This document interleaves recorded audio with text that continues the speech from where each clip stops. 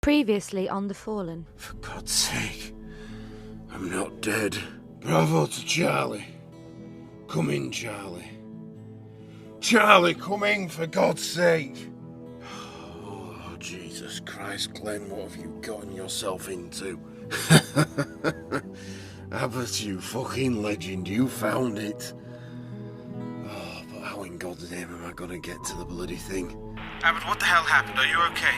If you can call running from hundreds of walking corpses and locking myself in a ticket booth, okay, then yeah, I'm peachy.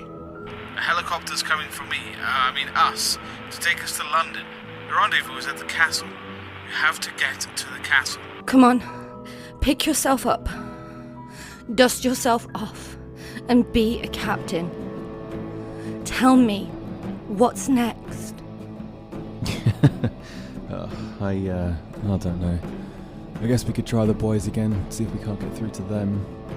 And then we head to the next cache, which would be Greyfriars, so up Coburn Street, which is that way.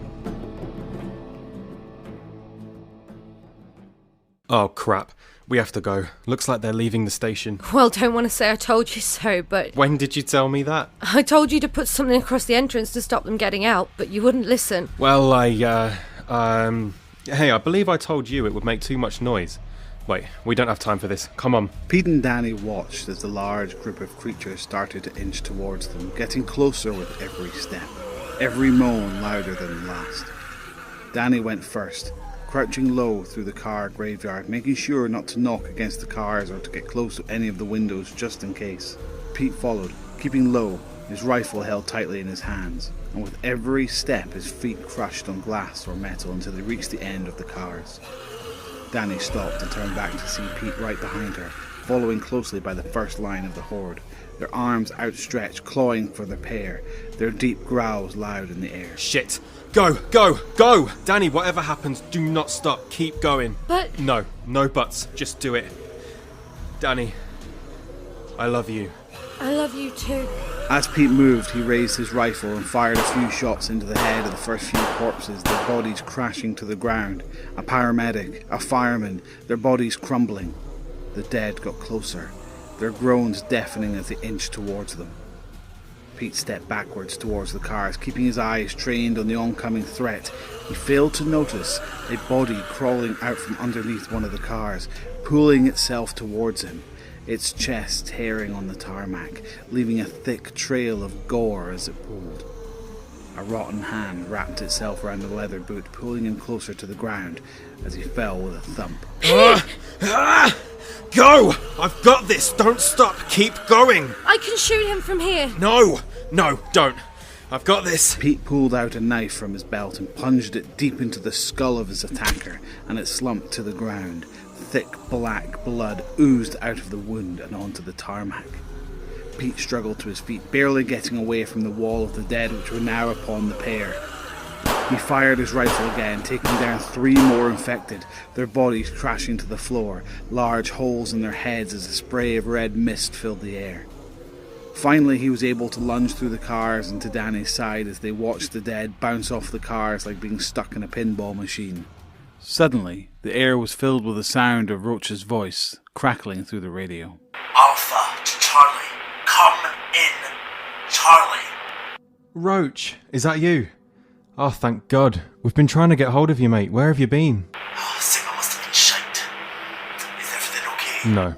Mission's a total failure. Harper's dead, and so is Abbott. We're going to push on and head to Greyfriars. Are you guys okay? How's Stevenson? Is he Will okay? you shut up? I'll ask him about Stevenson. Where are they? Dani? Have they found anything? Mental religious freaks that look like the extras from the Warriors. We stole them back with Oh, fuck.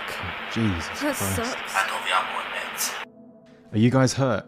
How's Stevenson? Pissed off, just like me, but the shopping centre is overrun. We can't stay long. The end wants us. We're going to head to Greyfriars. We will meet up with you there. Hey, that's Dani. A little shaken up, but she's okay. Look, we need to assume that they have looked at that map. It's not a great situation, but it's the one that we find ourselves in, so please be on your guard. We don't know what lays ahead. Pete. Take care. You too, lads. Over and out. God, he must be He's pissed. a nice guy, but he's a fucking idiot. Sarge is going to be so angry. So we don't tell him. He can't be angry about something he doesn't know. We can't do that. I have to report everything. The paperwork is already going to be extensive with what's happened here so far. Paperwork? Are you serious? The world has gone to shit and you're worried about paperwork. Get a grip. Just don't tell him anything. We will get the shit back and he'll never need to know. Have you ever done anything that was not by the book? I stole some penny sweets from a newsagent's once, if that counts. Oh, you badass. Some penny chews, is that it? Oh, come on then, Miss Badass. What's the worst thing you've ever done? Okay, so I flooded the toilets at school. Just sort of went in and shoved toilet paper into all the plug holes, turned the taps on and walked back out. Why? I don't know. I was really bored and thought maybe it would be fun. Mum went mental. I've never seen her so angry. Dad thought it was hilarious. I was grounded for like a month, but Dad secretly bought me sweets, so it wasn't too bad. Okay, that's pretty badass. Oh, come on, you thick, crippled, dribbling, scaby fucks. Can we not have a moment's peace? Come on. The pair bolted towards Coburn Street and the Old Town, Ground Zero. Pete and Dani ran up the steep steps that led from Coburn Street to the Royal Mile, trying not to slip on the wet stone as their footsteps echoed through the tight lane. Eventually they reached the top and emerged onto the Royal Mile to be greeted with what looked like a war zone. Dani gripped Pete's hand and squeezed it tightly, and the pair jogged through the sea of blood and dead bodies on the ground. The Royal Mile was destroyed, bodies laying scattered everywhere, rotting in the soft rain. They could hardly see the pavement, there was so much blood and gunk on the ground. Shop windows had been smashed, and the glass scattered on the ground inside and out, indicating that it wasn't looters but the dead trying to get in. Red phone boxes had been toppled and lay across the road on top of bodies, large splatters of blood exploding from underneath. The terrorism barricades had been put across the road, which seemed to be more of a hindrance than a help, as it appeared a large group of people had gotten trapped by them, allowing the dead easy access to the all-they-could-eat buffet. They tried to put the images out of their minds as they walked up the road, the rain and blood making the pavement slippery. Slowly and with trepidation, they made their way up the cobbled road of the Royal Mile, eventually reaching St. Giles Cathedral and a destroyed camp that was set up in the square in front of the cathedral. Torn tents and empty boxes of supplies lay scattered on the street, blood everywhere. Thick plumes of black smoke soared out of the shell that was St. Giles. Burnt wood covered the entrance, stopping anyone from entering. The smell of burning wood was palpable, and they realised that it was coming from burnt remains of the cathedral itself. Dani approached the door first. A large plank of wood, now charred and blackened, had been nailed across the door to keep people out, or to keep something in. The large wooden entrance had been consumed by the flames, and small holes had appeared, allowing Dani to peer inside to see if she could work out what happened. She could barely see through the thick smoke which bellowed out of a large hole in the roof, but what she could see made her sick to her stomach. Bodies lay on the floor, crisp and black, burnt and melted to the floor.